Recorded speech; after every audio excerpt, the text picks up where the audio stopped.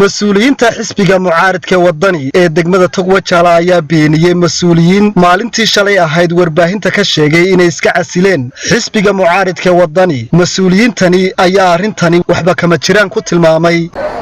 waxaan shirkan jiraayad u qabanay dhacdayan oo shalay ka dhacday degmada Wajale inaan ka tirsan dhalinyarta Wajale oo ahaa afhayeenka xisbiga ayaa waxa dhacday in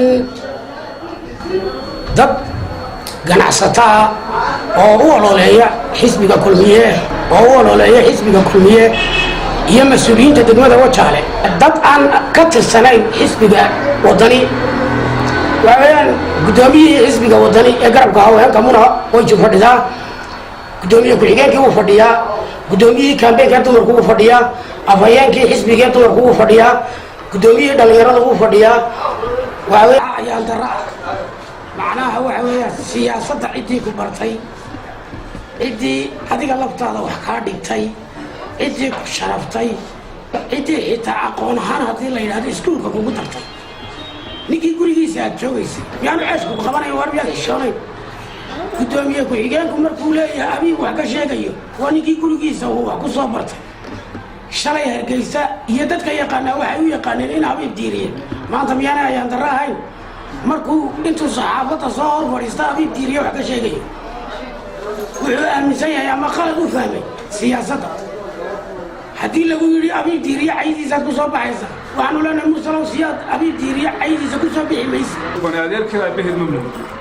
wuxuu yidhahdaa abiib baa ku nasabmay siyaasaddii abiib baa sida noqday adeerkaa waxa uga qurux badan adigoo siyaasadda lagu baran maayo adeerkaaye magaaladana waxay idiin diratay gebigiinnaba inaad qashinka iyo gudaafadaha dadka ka burtaan idinmaanaan diran tiifiyada dadka ka caydaan annagu xisbiga wadani anigu gudoomiyihii garabka haweenkaan ahay ee magaalada Togwajala hortaajirana waan ahaa haddana waan ahay marka waxaan leeyahay dadka intay been samaysteen xisbi kale kaga doonaya sabaartii kaga diyaarsanaya waxba kama jiraan marka waxaan leeyahay mas'uuliyiintii xisbiga way joogtaa wayna dhamaystiran tahay waxaan aad iyo aad u leeyahay mas'uuliyiinta magaalada Togwajala gudoomiyaha magaalada Togwajala inuu soo warsaday dhalinyarada magaalada Togwajala afid maamulka xisbiga wadani ee ku hadla oo halkan iska casila waxaan ku hadlayaa afka xisbiga wadani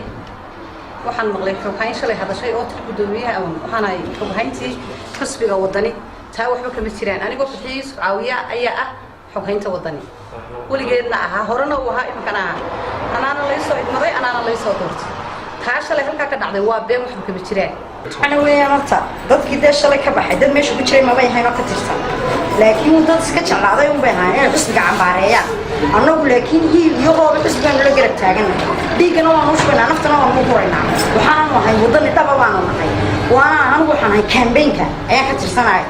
marka waxa weeyaan maadaama ay gudoomiye campaign-ka wax alla wax shalay ka jiray ma jirto Cabdirasaaq Axmed Hayaan ilka case Somnews TV Gabiley.